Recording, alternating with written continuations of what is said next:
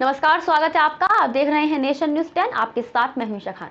चलिए शुरुआत करेंगे बुलेटिन की बड़ी खबर के साथ। देश में इस समय पर्ची वाले बाबा के नाम से विख्यात बागेश्वर के धीरेन्द्र शास्त्री की तरह ही अयोध्या के रामलला सरकार बलरामपुर जिले के राजपुर पहुंचे, जहां उन्होंने अब परिचित लोगों का नाम बिना पूछे पर्ची में लिखकर बताया और साथ ही उनके जीवन से भी जुड़ी कुछ महत्वपूर्ण जानकारियां दी, जिसके बाद से उन्हें देखने के लिए लोगों की भीड़ जमा हो गई। बागेश्वर वाले बाबा के बारे में बिना कोई कमेंट किए बिना ही उन्होंने कहा कि सनातन धर्म में आध्यात्मिक आज भी जीवित है और उसी की भक्ति है। रामलला सरकार ने कहा वे 7 पीढ़ी तक का इतिहास बता सकते हैं।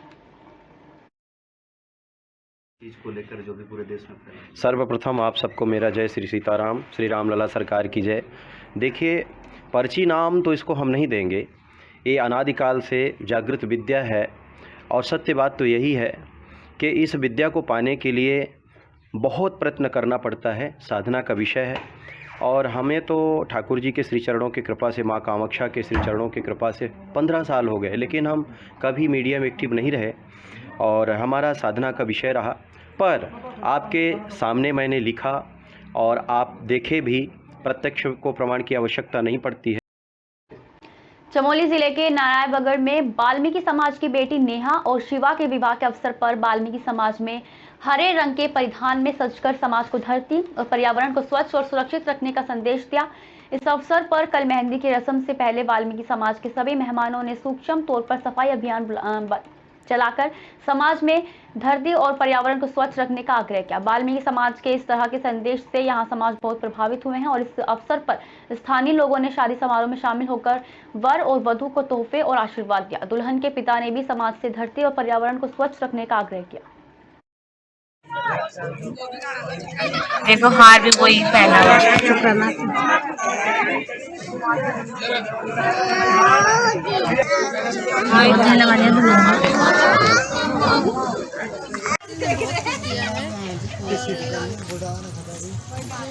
अरे बाबा हम लोग ये चाहते थे, हम अपनी तरह से ये संदेश देना चाहते थे दुनिया को कि जैसे पेड़ पौधे कम हो रहे हैं, पेड़ लगाए। पहले तो मैं आपका धन्यवाद करता हूँ धनेत्रा जी कि आपने समय निकाल के जो है मेरी बच्चे की कार्यक्रम में प्रवेश किया और उसके बाद मैं अपनी वाल्मीकि समाज को एक संदेश देना चाहता हूँ कि जैसे हम दुनिया की धरती को साफ करते हैं। महर्षि दयानंद ITI में पिरानकलियर भाजपा मंडल कार्य समिति की बैठक का आयोजन किया गया, जिसकी अध्यक्षता मंडल अध्यक्ष पंकज पाल ने की।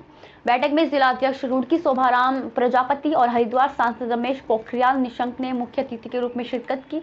बैठक में कार्यकर्ताओं को 2024 में होने वाले लोकसभा चुनाव की जीत के मंत्र भी दिए। इस मौके पर हरिद्वार सांसद ने केंद्र सरकार की उपलब्धियां बताते हुए कहा कि हमारी केंद्र की मोदी सरकार ने इतनी लोक कल्याणकारी योजनाएं चला रखी हैं, जिसके बाद विपक्ष के पास कोई मुद्दा नहीं बचा।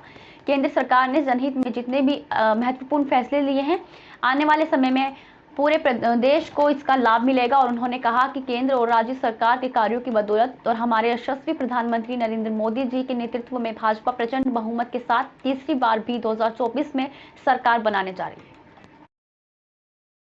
क्लियर मंडल है, यहाँ की मंडल कार्य समिति हुई है, जिसमें जो अभी आपने देखा कि पहले जिले की टीम बनी, फिर उसके बाद मंडल अध्यक्ष बने। मंडल अध्यक्षों ने अपनी जो कार्यकारिणी घोषित की है और उन सभी कार्यकारिणी के जितने भी सदस्य, जितने भी पदाधिकारी हैं, उन सभी के साथ एक परिचयात्मक और एक कामकाजी बैठक यहाँ पे की गई है। फरीदाबाद में फरवरी में ही शहर का तापमान 31 डिग्री पहुंच गया। ये सामान्य से 5 डिग्री ज्यादा है। न्यूनतम तापमान में भी सामान्य से 2 डिग्री ज्यादा की बढ़ोतरी बन रही है। मंगलवार को न्यूनतम तापमान 13 डिग्री सेल्सियस दर्ज किया गया। हालांकि ये सामान्य है, लेकिन अधिकतम तापमान 31 डिग्री सेल्सियस रहा। इस दौरान वेस्टर्न डिस्टर्बेंस के आंशिक प्रभाव से अगले 3 दिन ज्यादातर क्षेत्रों में आंशिक बादल रहने की संभावना है।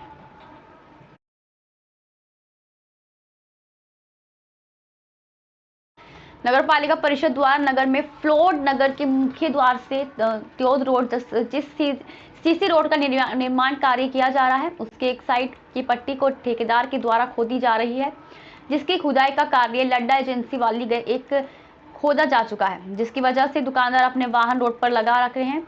आगामी कुछ दिनों में कृषि मंडी की उपज भी आने वाली है। ऐसी गंभीर परिस्थिति को ध्यान में रखते हुए नगर पालिका परिषद की जिम्मेदारी बनती है कि वे सीसी रोड पर निर्माण का कार्य करने वाले ठेकेदार को सख्त आदेश दें कि वे कछुआ गति से उक्त निर्माण कार्य की यथाशीघ्र पूरा करें। कि बहुत धीमी गति से कार्य चल रहा है। सीजन का समय आ गया, कृषि मंडी में वाहनों की लंबी लंबी लाइनें लगती हैं और दुर्घटनाएं होंगी, तो ये काम तेज गति से चलना चाहिए। पहली बात तो ये है। और जहाँ तक निर्माण कार्य है तो पार्षदों ने और यहाँ के वार्ड के लोगों ने, दुकानदारों ने ये बताया कि जिस तरह से बेस और ये सब डलना चाहिए, जिस तरह कार्य होने चाहिए अच्छा, वो नहीं हो रहा है। अतिक्रमण को लेकर आपका 1 महीने के समय ज़्यादा हो गया। आप जब सभी पार्षद के साथ बैठे थे धरने पर तो उसको तोड़वाने का भी बात कही थी और रोक के लगी हुई, और सुना में आया कि काम भी चालू हो गया। नहीं, हमारी आज ही माननीय सीएमओ साहब से बात हुई थी, तो सीएमओ साहब का कहना ये है कि परिषद में लाके उस काम की परमिशन को कैंसिल किया जाएगा, और अगर आपके द्वारा जो जानकारी मिली है कि काम पुनः चालू हो गया है तो सुबह हम लोग पार्षद जाके देखेंगे, अगर काम चालू हुआ है तो उसे रुकवाएंगे, और परिषद की जब भी आगामी बैठक होगी उसमें उसको कैंसिल करेंगे। थाना क्षेत्र में एक वीडियो वायरल हो रहा है जहां 1 या 2 युवकों को कुछ लोग मारपीट कर गंभीर रूप से घायल किया। ये मामला क्या है, कौन आरोपी हैं और फरियादी कौन है, पीड़ित? जी हाँ, ये परसों ये घटना हुई थी जिसमें पुलिस ने तत्काल संज्ञान लेते हुए इसमें जो दोषी हैं उनको आइडेंटिफाई किया है और उनके खिलाफ आपराधिक प्रकरण दर्ज कर लिया गया है। इस मामले की गंभीरतापूर्वक जांच की जा रही है। कुछ इसमें नाबालिग आरोपी भी हैं, तो नाबालिग होने की वजह से कई बार इनको उम्र का फ़ायदा मिलता है उनके वयस्क नहीं होने का। इसको हम ध्यान में रखते हुए यह देख रहे हैं कि इसके पूर्व में यदि अपराध हैं तो उन सारी चीज़ों को माननीय न्यायालय के संज्ञान में ला करके इनके विरुद्ध सख्त कार्रवाई की जाएगी। हरिद्वार में 4 पुलिसकर्मी पर मुकदमा दर्ज होने पर पुलिस महकमे में हड़कंप मच गया। चारों आरोपियों के खिलाफ कोर्ट के आदेश पर थाने में मुकदमा दर्ज किया गया। मामला साल 2020 का है, जिसमें पुलिसकर्मियों पर एक दलित महिला को थाने में लाकर उसके साथ मारपीट और अभद्रता करने का आरोप है। 2 कांस्टेबलों के साथ मारपीट की गई और एसपी एसटी की धाराओं में केस दर्ज करने के आदेश दिया। साथ ही आरोपी पुलिसकर्मियों में एक महिला कांस्टेबल भी शामिल है। पुलिसकर्मियों के अलावा महिला के 7 करीबियों के खिलाफ भी मुकदमा दर्ज हुआ है और मामले की जांच पुलिस की कर रही है। काफ़ी पुराना है। माननीय न्यायालय से 156(3) CRPC के तहत एक आदेश प्राप्त हो, जिसमें एक जो घटनाक्रम है उसको वृत्तांत मेंशन करते हुए उस पर अभियोग दर्ज करने की बात कही गई है। चूँकि माननीय न्यायालय से प्राप्त आदेश था तो उस पर अभियोग दर्ज कर लिया गया है। अब चूँकि घटनाक्रम काफ़ी पुराना है, 2020 का इसमें बताया जा रहा है, तो अभी ये जाँच का विषय है कि उस टाइम में क्या पूरा वो प्रकरण रहा, तो उसकी अभी हम जाँच प्रचलित है। मध्य प्रदेश सरकार की मुख्यमंत्री शिवराज सिंह चौहान द्वारा चलाई जा रही विकास यात्रा मेघगंज बसोदा ग्यासरपुर की विधायक श्रीमती लीना जैन द्वारा ग्यासरपुर मंडल के ग्रामों बंडबो कजेला सियासी बजरिया में कन्या पूजन, वृक्षारोपण, स्कूल का निरीक्षण, हितग्राहियों को लाभ पत्र, कुल राशि 96 लाख रुपए के भूमि पूजन और लोकार्पण किया। ग्राम सियासी में अनुसूचित जाति जनजाति के 15 युवा साथियों ने भारतीय जनता पार्टी से प्रभावित होकर सदस्यता ग्रहण की। इस मौके पर बड़ी संख्या में हितग्राही ग्रामवासी और भारतीय जनता पार्टी के वरिष्ठ कार्यकर्ता कार्यक्रम में उपस्थित रहे।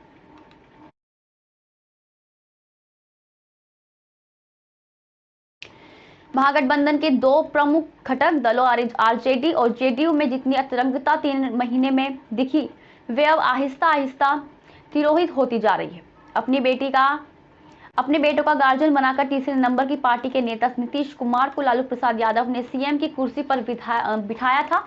लोगों को लगा कि सचमुच दोनों भाइयों का हृदय परिवर्तन हो गया है, पर 6 महीने भी नहीं बीते कि खटपट की आहट सुनाई देने लगी।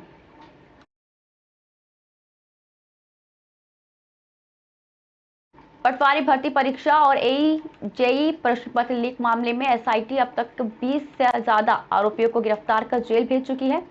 जेई परीक्षा प्रश्न पत्र निलंबित अधिकारी संजीव चतुर्वेदी ने 28 लाख रुपए देकर दूसरे अनुभाग अधिकारी संजीव कुमार की मदद से लीक किया था और भाजपा के मंगलोर ग्रामीण मंडल के पूर्व अध्यक्ष 25,000 के इनामी संजय धरीवाल की तलाश में एसआईटी सरगर्मी से जुटी है और एसआईटी अब जेल जा चुके पेपर लीक कांड में शामिल 3 आरोपियों को पीसीआर पर लेने की तैयारी में। पेपर प्रकरण लीक से संबंधित एसआईटी द्वारा अभी तक 2 अभियोगों की विवेचना की जा रही है, जिसमें प्रथम अभियोग पटवारी पेपर लीक प्रकरण से संबंधित, इसमें अभी तक 15 गिरफ्तारियां की जा चुकी हैं एवं अन्य लोग जो फरार चल रहे हैं उनके खिलाफ एनबीडब्ल्यू ले लिए गए हैं। साथ ही अभी हम कुर्की की कार्रवाई इसमें शुरू कर रहे हैं। साथ ही साथ समय समय पर हमारे द्वारा जो भी सूचना प्राप्त हो रही है उस पर दबिश दी जा रही है, उनके संभावित जो भी स्थान हमें बताए जा रहे हैं।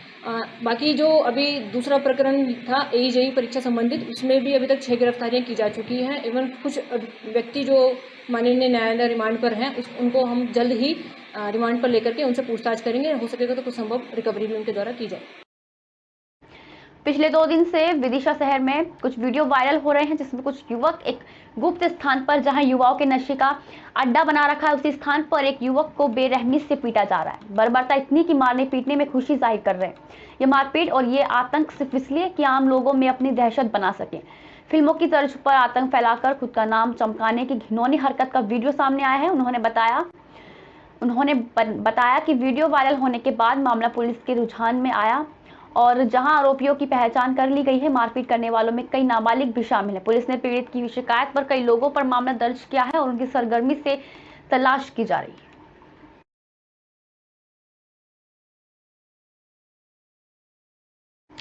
दिल्ली से सटे फरीदाबाद की इन तस्वीरों को जरा आप गौर से देखिए। तस्वीरें फरीदाबाद के सतनगर इलाके की है जहां सीवर का गंदा पानी लोगों के घरों में घुसा हुआ है और लोग इस गंदे पानी में रहने को मजबूर हैं। लोगों का कहना है कि पिछले क्या योजना से यहाँ के पार्षद छत्रपाल हैं, उसके बाद भी पार्षद और विधायक नरेंद्र गुप्ता को कोई भी समस्या को लोग बता चुके हैं, पर आज भी वहाँ के लोग नरक का जीवन जीने को मजबूर है। लोगों ने कहा कि जब वोट पड़ी थी तब हमारे दरवाजे पर वोट मांगने तो जरूर आए थे, लेकिन पर जीतने के बाद यहाँ पर मुड़कर भी नहीं देखा और अब यहाँ के पार्षद हमारी कोई सुनवाई नहीं करते, जिसको लेकर हमने शिकायतें भी नगर निगम के आला अधिकारियों तक की है।